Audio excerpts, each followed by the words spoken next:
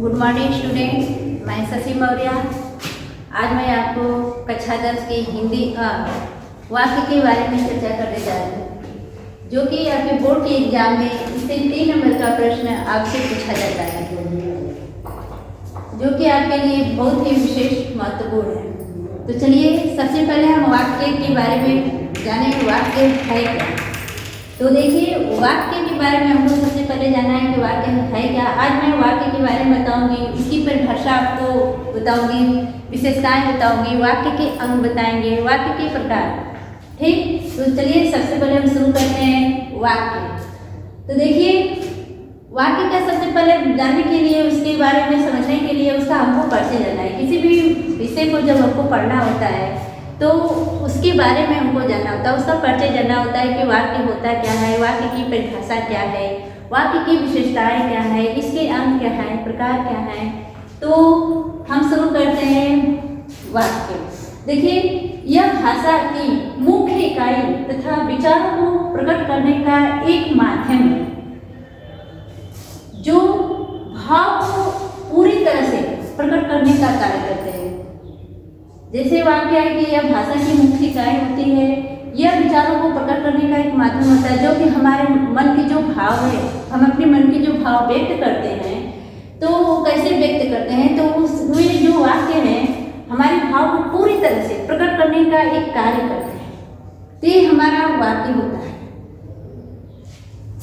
जैसे आपको इसका विश्लेषण आपको बता रहे हैं, परिभाषा बता रहे हैं कि परिभाषा देखिए, 2 या 2 से अधिक सार्थक शब्दों का व्यवस्थित समूह जो पूर्ण अर्थ प्रकट करता है, वाक्य कहलाता है। आपको परिभाषा बताया गया कि 2 या 2 से अधिक सार्थक शब्दों का व्यवस्थित समूह जो पूर्ण अर्थ प्रकट करता है, वाक्य कहलाता है। सार्थक का मतलब होता है कि जिसका कुछ अर्थ निकल सके, उसको हम सार्थक कहते हैं। जैसे आपको बताया गया कि रमा विद्यालय जाती है। रमा कहाँ जाती है?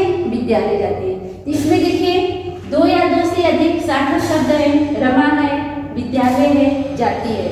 इसमें 2 से अधिक शब्द हो गए, जो कि मिलकर हमारे एक वाक्य का निर्माण करते हैं। इसी प्रकार अन्य उदाहरण आपके हैं कि पक्षी आकाश में उड़ते हैं। पक्षी कहाँ उड़ते हैं? आकाश में उड़ते हैं। शुभम बाजार जाता है, राधा खाना बनाती है।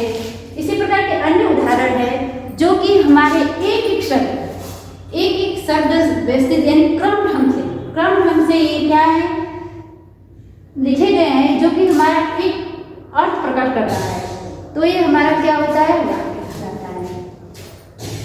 इतना तो आपको समझ में आ गया होगा कि वाक्य की परिभाषा क्या है।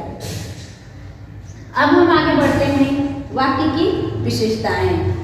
वाक्य की विशेषताएं देखिए, सबसे पहले किसी भी वाक्य की निम्नलिखित विशेषताएं होनी चाहिए। किसी भी वाक्य की क्या होनी चाहिए? निम्नलिखित विशेषताएं होनी चाहिए। सबसे पहले देखिए, वाक्य में प्रयुक्त प्रत्येक शब्द का कुछ न कुछ अर्थ होना चाहिए। वाक्य में प्रयुक्त प्रत्येक शब्द का कुछ न कुछ अर्थ होना चाहिए। यानी आपको सबसे पहले आपको परिभाषा में बताया ही गया है कि सार्थक शब्दों का, जो सार्थक शब्द होते हैं यानी जिसका कुछ न कुछ अर्थ निकलता है, उसको हम सार्थक बोलते हैं। तो यहाँ पर विशेषताएं में आपको बताया जा रहा है कि जो भी वाक्य में हम कोई शब्द देते हैं तो उसका कुछ न कुछ अर्थ होना चाहिए। नंबर 2, वाक्य में प्रयुक्त प्रत्येक शब्द की आपस में संगति होनी चाहिए। आपस में क्या होनी चाहिए? संगति। संगति का मतलब होता है मेल। संगति का मतलब होता है कि मेल। नंबर 3 है, वाक्य के शब्दों का एक निश्चित क्रम होना चाहिए। यानी वाक्य में जो भी हम शब्द लिखते हैं उसको हमको क्या करना चाहिए? निश्चित क्रम से लिखना चाहिए, एक निश्चित क्रम से लिखना चाहिए। जैसे आपको बताया गया है, एक सूत्र के माध्यम से आपको समझा रहा है कि जैसे कर्ता प्लस कर्म प्लस पूरक प्लस क्रिया। यानी जो भी वाक्य हम लिखते हैं तो पहले हमको कर्ता को लिखना है, फिर कर्म लिखना है, फिर पूरक लिखना है, फिर क्रिया लिखना है। आप यहाँ सोच रहे होंगे कि पूरक क्या होता है। आप यहाँ सोच रहे हैं, कर्ता तो आप जानते ही हैं, कर्म भी जानते हैं, लेकिन पूरक क्या होता है? तो पूरक देखिए, पूरक कारक को ही हम कहते हैं। पूरक यानी वाक्य को पूरा करने वाला जो शब्द होता है, कारक होता है, उसी को हम पूरक भी बोलते हैं। जैसे कि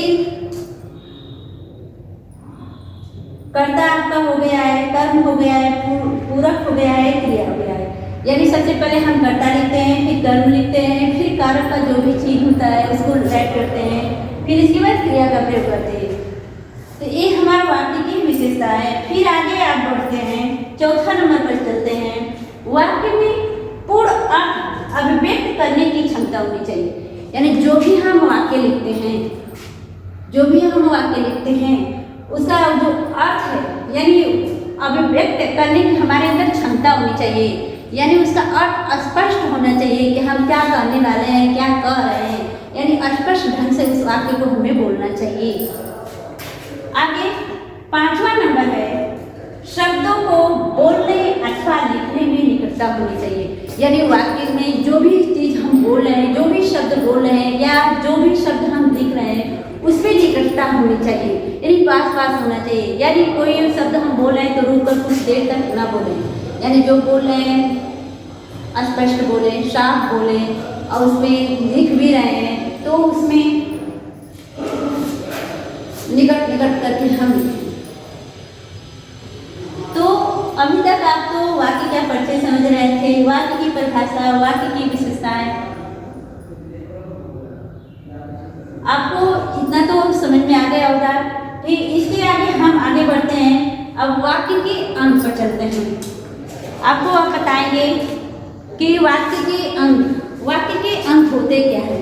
चलिए अब इसको हम देखिए इरेज करते हैं। अब इसके आगे आपको बताते हैं वाक्य के अंग।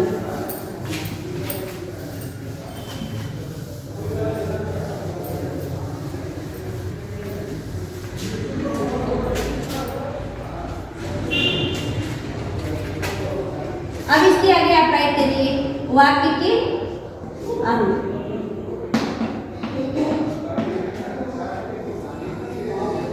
अब देखिए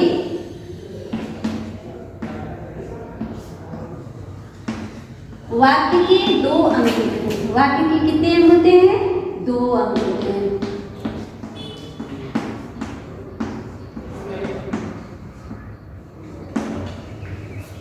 नंबर 1 है आपका उद्देश्य, और नंबर 2 है आपका विधेय। अब हम वाक्य के अंग में पढ़ेंगे तो वाक्य के 2 अंग होते हैं। कौन कौन से होते हैं? उद्देश्य, नंबर 1 उद्देश्य, और नंबर 2 क्या है? विधेय। तो अब इसके बाद हम जानेंगे उद्देश्य क्या है, फिर इसके बाद जानेंगे कि विधेय क्या है। तो चलिए सबसे पहले हम उद्देश्य के बारे में जानेंगे। उद्देश्य क्या है? तो नंबर 1 करके यहाँ पर लिखिए उद्देश्य।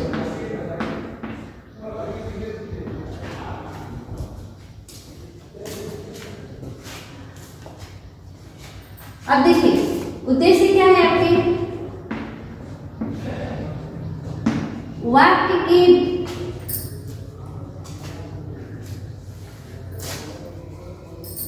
वाक्य में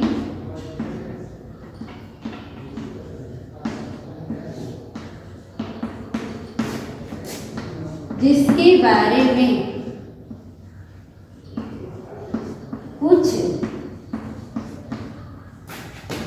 कहा जाए या बताया जाए,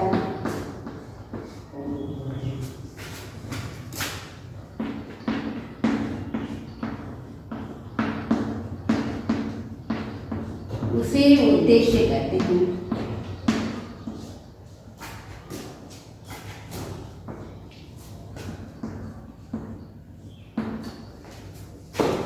जैसे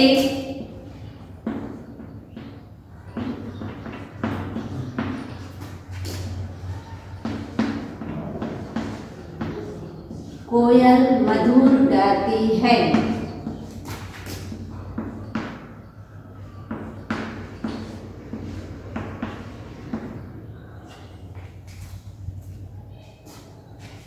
इसी प्रकार में उदाहरण है। रमा विद्यालय जाती है।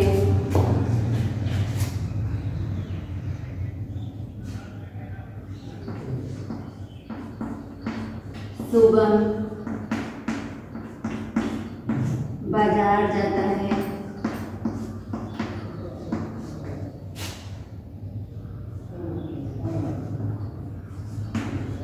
सीता खाना बनाती है।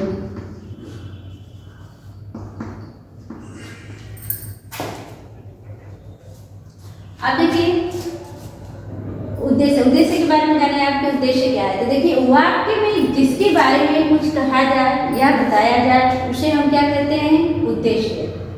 जैसे कोयल मधुर गाती है, रमा विद्यालय जाती है, शुभम बाजार जाता है, सीता खाना बनाती है।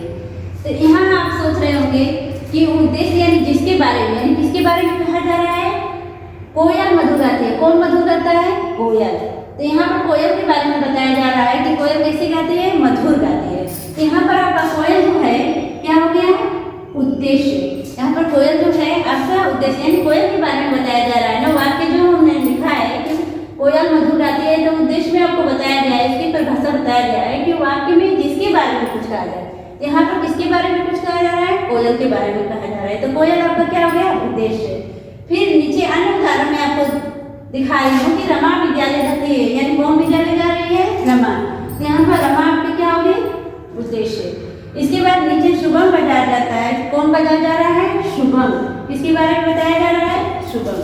सीता खाना बनाती है। कौन खाना बनाती है, यानी सीता। तो यहाँ पर आपका क्या होगा, कोयल है, रमा है, शुभम है, सीता है, ये सब क्या है, उद्देश्य। क्योंकि इनके बारे में बताया जा रहा है कि ये लोग क्या कर रहे हैं। तो आगे ये आपको समझ में आ गया होगा कि उद्देश्य क्या है। तो आप नीचे आप उसको लिख सकते हैं समझने के लिए। आप कि इसमें देखिए आपको यहाँ पर अंडरलाइन करके हमने आपको दिखाया है, रमा कोयल के नीचे, रमा के नीचे, शुभम के नीचे, सीता के नीचे, इसलिए कि ताकि आपको याद रहे कि इसमें कोयल क्या है, उद्देश्य है, रमा क्या है, उद्देश्य है, शुभम उद्देश्य है, सीता उद्देश्य है। तो आगे आप अभी समझने के लिए आप नीचे लिख सकते हैं कि उपयुक्त वाक्यों में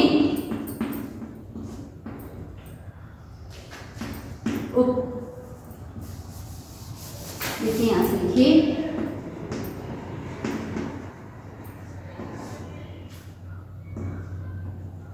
उपयुक्त वाक्यों में।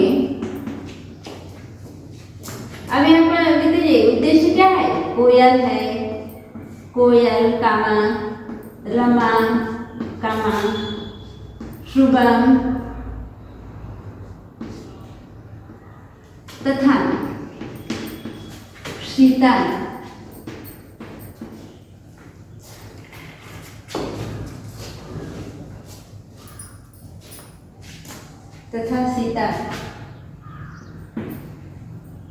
ये सभी आपके क्या हो गए, उद्देश्य।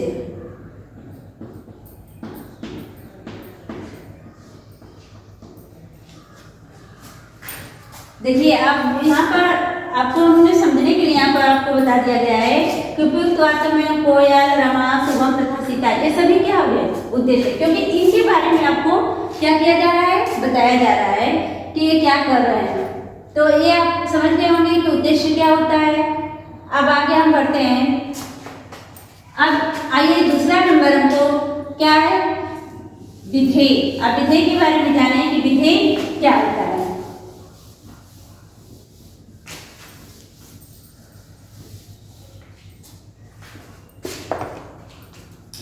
चलिए तो अब यहाँ पर देखिए, अब दूसरा पॉइंट मैं लिख रही हूँ, विधेय।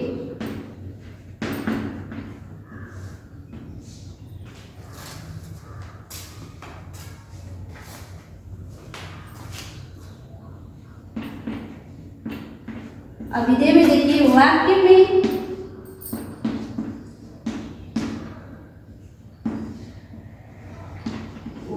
में उद्देश्य के बारे में जो कुछ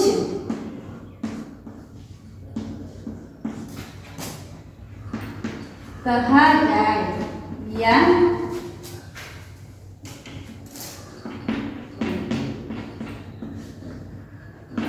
बताया जाए उसे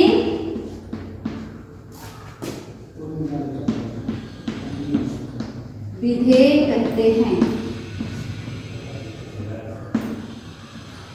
देखिए अब विधेय में देखिए वाक्य में उद्देश्य के बारे में जो कुछ कहा जाए या बताया जाए उसे हम क्या कहते हैं? विधेय।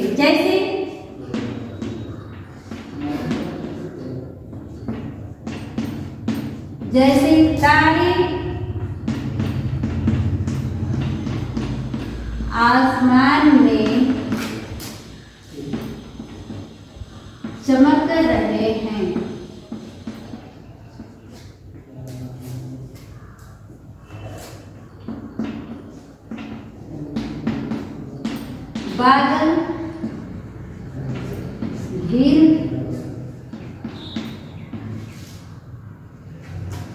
बादल घिर आया है।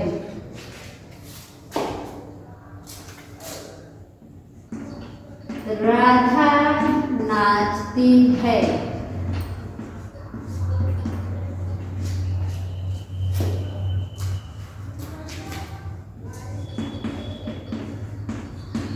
सूरज पूरब में निकलता है। तो आप उद्देश्य समझ गए हैं। तो अब विधेय में देखिए वाक्य में उद्देश्य के बारे में जो कुछ बताया जाता है, जो कुछ कहा जाता है, वो आपका क्या कहलाता है? विधेय। तो आप यहाँ आप बताइए कि इसमें विधेय क्या है। यदि आपको समझ में उद्देश्य आ गया तो विधेय के बारे में देखिए इसमें विधेय क्या है। तो देखिए तारे आसमान में चमक रहे हैं। तो तारे क्या हो गए आपके? विधेय हो गए? नहीं। क्या हो गए? ये तारे तो आपके उद्देश्य है, क्योंकि तारे के बारे में बताया जा रहा है। तारे आसमान में चमकते हैं तो उद्देश्य है। तो आपका विधेय क्या है? यानी उद्देश्य के बारे में बताया जा रहा है, यानी तारे के बारे में बताया जा रहा है कि तारे आसमान में चमक रहे हैं। तारे कहाँ चमक रहे हैं? आसमान में चमक रहे हैं। तो आसमान में चमक रहे हैं आपका क्या हो गया? विधेय हो गया। फिर आपसे पूछा जा रहा है दूसरा एग्जाम्पल है कि बादल घिरा है। बादल क्या है? घिरा है। यानी बादल आपके उद्देश्य है। बादल घिरा है, किसके बारे में कहा जा रहा है? बादल के बारे में। यानी उद्देश्य के बारे में बताया जा रहा है। तो यहाँ पर विधेय क्या आपके हो गए? घिरा है। इसी प्रकार अन्य उदाहरण, राधा नाचती है, सूरज पूरब में निकलता है। तो इसमें नाचती क्या हो गया? विधेय हो गया। पूरब में निकलता है क्या हो गया? विधेय हो गया। तो इसी प्रकार अन्य उदाहरण है, जैसे राम साइकिल से विद्यालय जाता है। राम कैसे विद्यालय जाता है? साइकिल से विद्यालय जाता है। यानी राम के बारे में बताया जा रहा है। तो यहाँ पर साइकिल से विद्यालय जाता है क्या हो गया आपका? विधेय हो गया। तो इसी प्रकार अन्य उदाहरण भी हैं। तो आपको मैं उम्मीद करती हूँ कि आपको यहाँ तक आपको समझ में आ गया होगा वाक्य का परिचय, वाक्य की परिभाषा, वाक्य की विशेषताएं, वाक्य के अंग। अब हम इसके बाद वाक्य के अंग के बाद अब आगे हम चलते हैं वाक्य के प्रकार। अब हम क्या बढ़ेंगे आगे? वाक्य के प्रकार।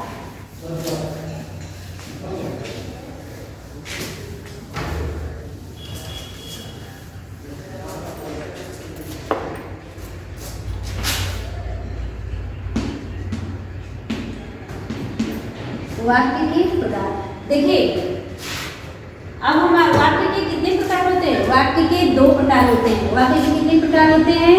2 प्रकार होते हैं।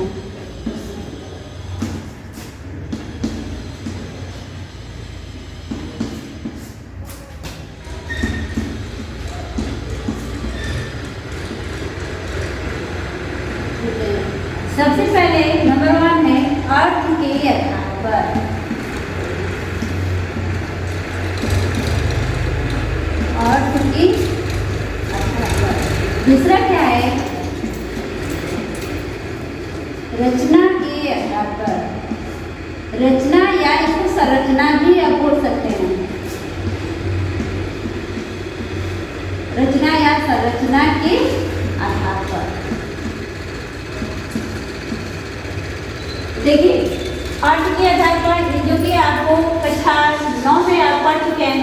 आधार पर वाक्य कितने प्रकार के होते हैं। तो आपको ये 9th क्लास में पढ़ा दिया गया है, इसलिए मैं अर्थ के आधार पर नहीं बताऊंगी, आपको रचना के या संरचना के आधार पर बताऊंगी, जो आपको कक्षा 10 में आपको पढ़ना है। तो रचना अर्थ के आधार पर वाक्य 8 प्रकार के होते हैं, जो कि आप पिछले वर्ष पढ़ चुके हैं। आप देखिए रचना के आधार पर, अब रचना के आधार पर आप देखिए वाक्य कितने प्रकार होते हैं। कि रचना के आधार पर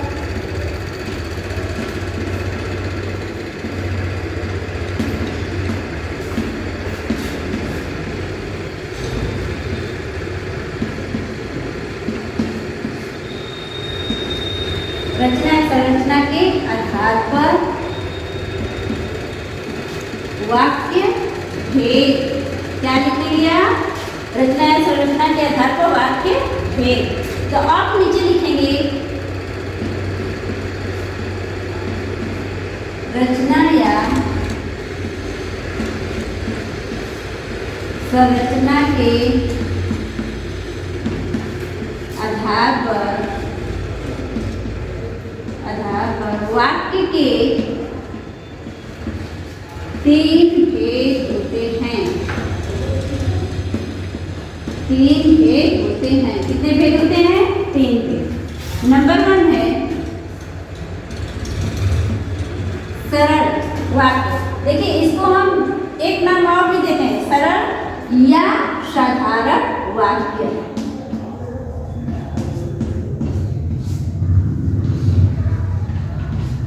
देखिए नंबर 1 को हम सरल वाक्य भी कहते हैं और साधारण वाक्य भी कहते हैं। नंबर 2 है आपका संयुक्त वाक्य। नंबर 2 क्या है? संयुक्त वाक्य। अब तीसरा क्या है आपका? मिश्र वाक्य। मिश्र वाक्य। ठीक, तो आज के लिए इतना ही पर्याप्त है। फिर नेक्स्ट वीडियो में हम मिलेंगे।